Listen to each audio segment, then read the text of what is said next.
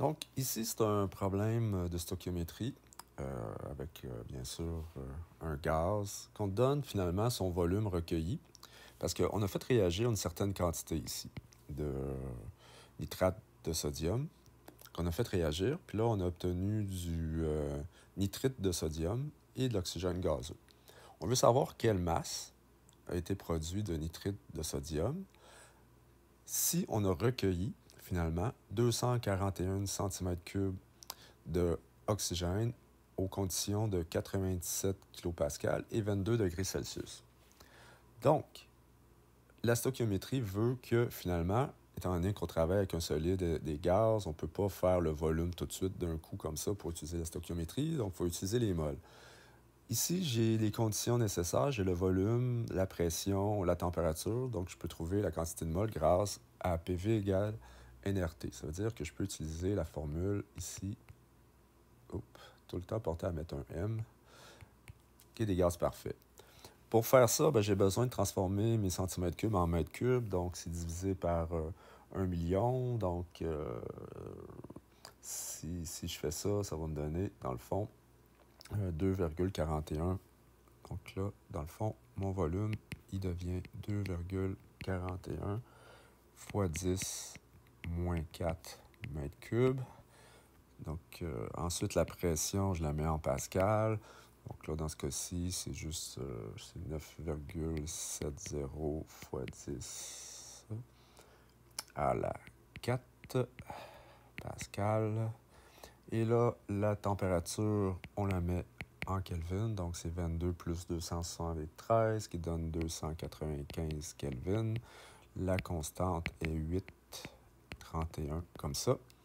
Et là, avec PV-nRT, on va aller chercher la quantité d'oxygène produite. Donc, c'est PV en haut puis RT. Donc, j'ai isolé tout de suite mon N. Alors, on remplace nos chiffres là-dedans. Donc, 9,7 fois 10 à la 4, comme ça, fois le volume qui est de 2,41 fois 10 moins 4, divise par 8,31, comme ça, avec la température 295 ici en bas aussi.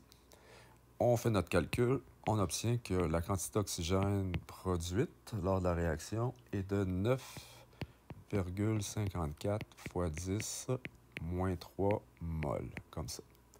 Là maintenant, j'ai la quantité de moles, donc on va faire le lien stoichiométrique entre le nitrite de sodium et l'oxygène. Donc, ceci, c'était comme mon étape 1. L'étape 2, c'est faire mon rapport stoichiométrique. Alors, 2 NaNO2, le lien, c'est un oxygène. Les oxygènes sont à 9,54 fois 10 moins 3 moles. Donc, je calcule que finalement, le nitrite, j'en ai en 1,91 comme ça, fois 10 moins 2 moles. Alors, j'ai fait mon produit croisé comme ça. Donc, le fois, puis la division quand on revient. Et là, c'est qu'est-ce que j'ai de nitrite de sodium.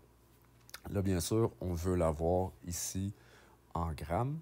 Alors, ici, on va aller chercher la masse molaire du NaNO2. Donc, 2 oxygènes, 1 azote, 1 sodium.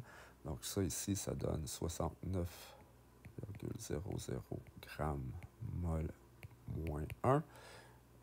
La formule qui fait le lien. Tu peux utiliser encore une mole égale la masse molaire. Puis là, tu peux faire des règles de 3 comme ça. Mais sinon, tu peux prendre la formule directement comme ça.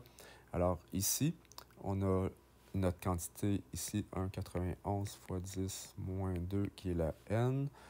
La masse, c'est qu'est-ce qu'on cherche. La masse molaire est de 69,00 comme ça. On met ça sur 1, puis là, on va pouvoir faire notre produit croisé, donc notre fois, notre division. Bon, ça revient. Donc, ça fois ça. Donc, on arrive à une masse de 1,32 grammes. Donc, la masse de nitrite de sodium est de 1,32 grammes.